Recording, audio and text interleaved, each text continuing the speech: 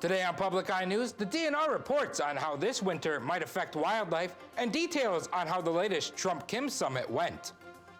Adam Diaz has the weather forecast, and Nate Belleville gives us the latest on all things sports. Hi, I'm Erica Flint. And I'm Grant Lukens, and welcome to Public Eye News.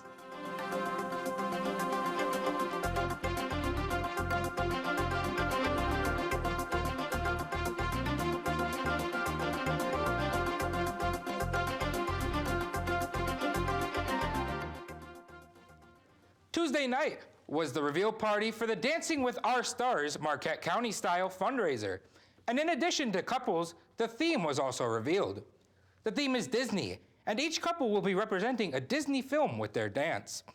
The event is a fundraiser for the UP Hospice Foundation, and the couples and dance style can be found on UpperPeninsulaSource.com.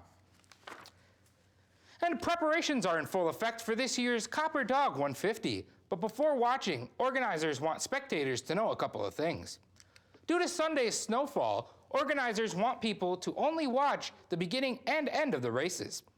The organizers are also advising people to be at their crossing 15 minutes early and watch for email updates. The majority of volunteer spots are filled this year, but they could still use help setting up the fencing on Friday morning. The Sounds Township Planning Commission approved a special use permit to build a shooting range at the Monday night board meeting hosted by the Department of Natural Resources. It was unanimously passed with 13 added conditions from the township.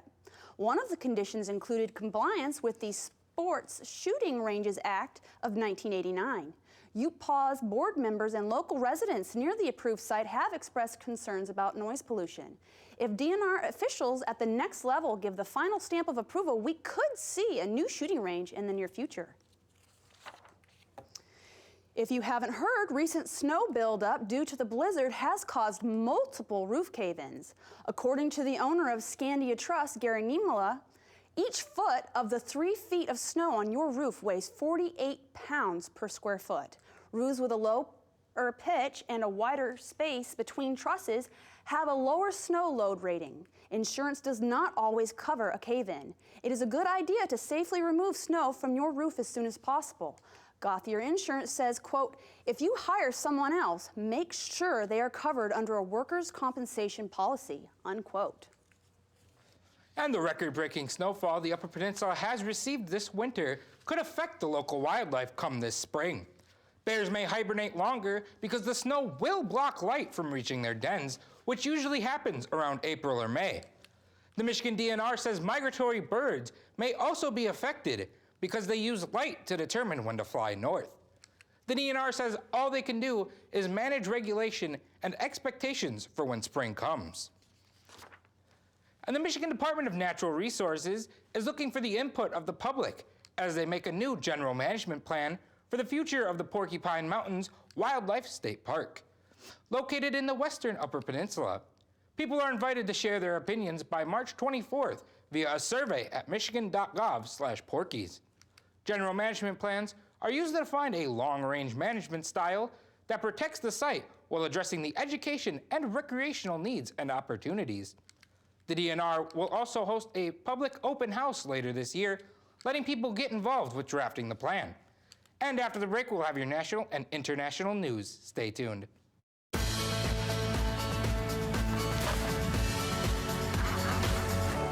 Yosemite is natural beauty on a grand scale. There's absolutely magic in that valley. From the world's most famous vertical wall to its largest living trees. Over 3,000 years, think of what a giant sequoia has seen. But the climate is changing, and America's most iconic national park may change with it. Tonight at 8 after PBS NewsHour on Public TV 13.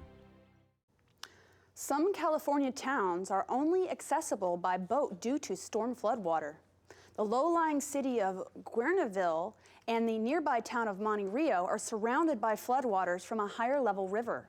Tuesday, several communities along the river were evacuated due to the expected rising floodwater. Flash flood watches and flood warnings have been issued by the National Weather Service for the San Francisco Bay Area and parts of Sacramento through Thursday morning. Red light cameras may be illegal in Texas. A bill to remove the camera is getting a lot of traction at the Capitol this session. CBS Austin's Sarah Navoy learned that despite the city of Austin's claim that they make drivers safer.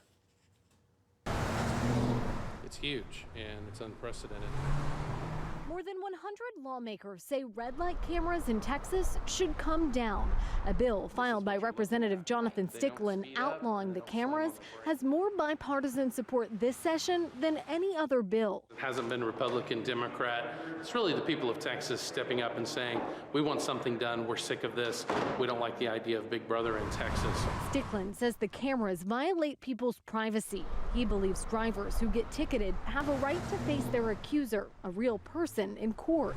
Drivers we talked to were split on the issue. I don't think we need them. I don't find it invasive at all. I think ultimately it makes people a little more accountable, a little more aware. I think that the less control, the better in this case. Stickland points to a number of studies, including from Houston and Dallas, that show red light cameras tend to increase the number of accidents at intersections. But the city of Austin says the opposite is true. According to an audit, after the cameras were installed, there were about 100 fewer crashes at the 9 intersections with cameras. Stickland disagrees with that data and thinks there are better ways to keep Texans safe. We think there's a lot of different ways that we can attack this better without encroaching on people's constitutional rights. The Supreme Court ruled that a 40-foot cross on public land is constitutional, but they didn't want to make it a sweeping rule. The memorial at issue is a 100-year-old cross built in Washington, D.C. to honor the soldiers who fought in World War I. Many people say this ruling could allow the government to put religious symbols on public property, but conservative judges didn't want to adopt this broad approach for that reason. Maryland officials say the cross doesn't have a secular meaning in this case, and that's why it doesn't violate the Constitution. And President Trump has wrapped up his first meetings with North Korean leader Kim Jong-un in Hanoi. Today's meetings were the appetizer ahead of tomorrow's main course of talks to denuclearize the Korean peninsula in exchange for relief from economic sanctions. Nicole Killian has more details from the White House. Nicole? The Hanoi summit between President Trump and North Korean leader Kim Jong-un started with a handshake. Our relationship is really a good one. Today's talks were relatively short, with about half an hour, followed by what the White House called a social dinner. The real work begins tomorrow with a day full of talks. We have some big meetings scheduled for tomorrow, and we'll see you, I guess, at a news conference at some point during the day. The president tweeted his goals for the summit, writing, "Kim Jong-un and I will try very hard to work something out on denuclearization and then making North Korea an economic powerhouse." A lot of things are going to be solved, I hope, and I think it'll lead to really a wonderful situation long term. North Korean dictator Kim Jong-un praised the president for what he called the political courage to agree to this summit. And he said there's been a lot of patience since their summit last summer. We had a very successful first summit. I felt it was very successful. And some people would like to see it go quicker. I'm satisfied, you're satisfied. We want to be happy with what we're doing. The first summit ended with a vaguely worded commitment from the North Koreans to denuclearize. Thank you very much for coming back. But exactly what that means is a challenge the two sides still have to work out. Nicole Killian, CBS News, the White House. Stay tuned. After this break, we'll be back with your weather and sports.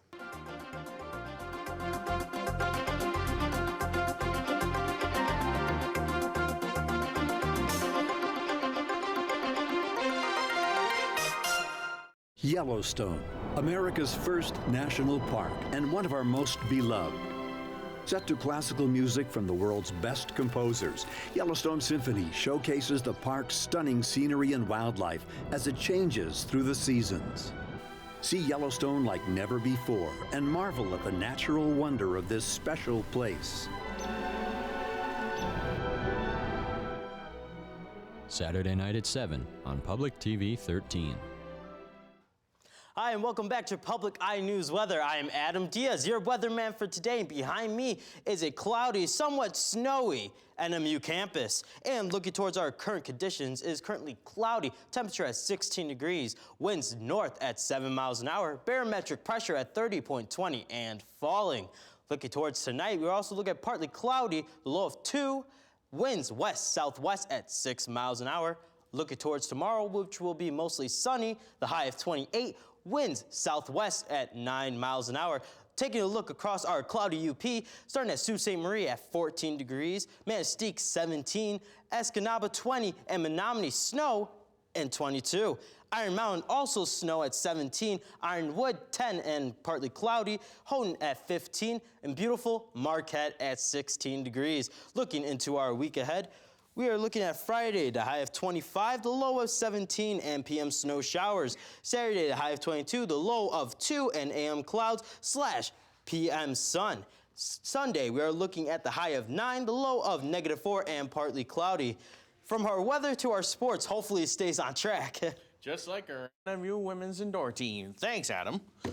NMU women's indoor track and field team will send 2 individuals and a relay team to the NCAA Division II Indoor National Championships in Kansas next week. The team's 4x400 meter relay team of juniors Cindy McPeters and seniors Paige Dutcher, Lindsay Collins, and Sheila Hubner will attend the meet after earning all region honors. Hubner also makes the meet for the 800 meter run. Senior Michelle Jurgen makes her first appearance at the national meet after she qualified for high jump with a season best leap of 5 feet 7.25 inches at the Titan Challenger meet. The champion meet is set to start on March 8th. MLB spring training continued yesterday as the Detroit Tigers won their game over the New York Mets 14-4, and the Milwaukee Brewers lost to the San Diego Padres 3-1. Detroit infielder Pete Kozma hit a 3-run home run, and pitcher Matthew Boyd earned his first win of spring training season, while shortstop Fernando Tatis Jr. earned Milwaukee's only run of their game on an error. The Tigers are facing the New York Yankees ongoing at this moment, while the Brewers are facing Cleveland Indians later today. The Chicago Cubs also face off today against the Texas Rangers. That game is also ongoing.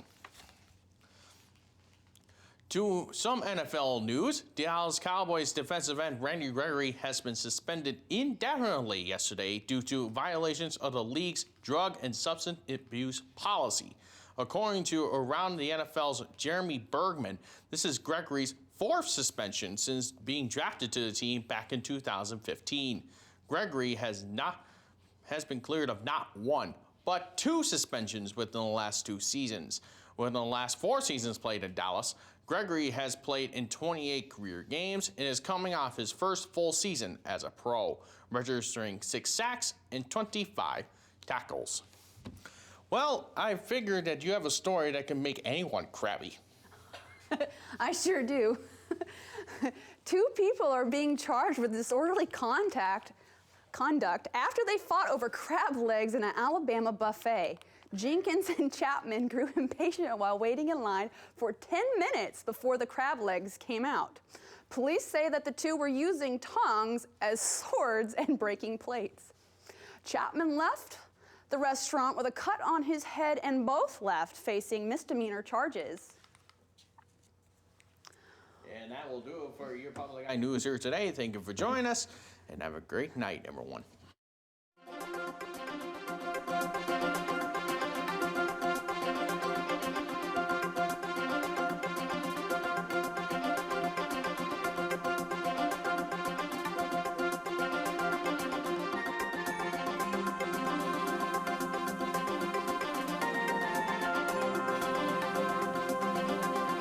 The preceding program was produced in studios located in the Edgar L. Hardin Learning Resources Center by WNMU-TV, Northern Michigan University Public Television.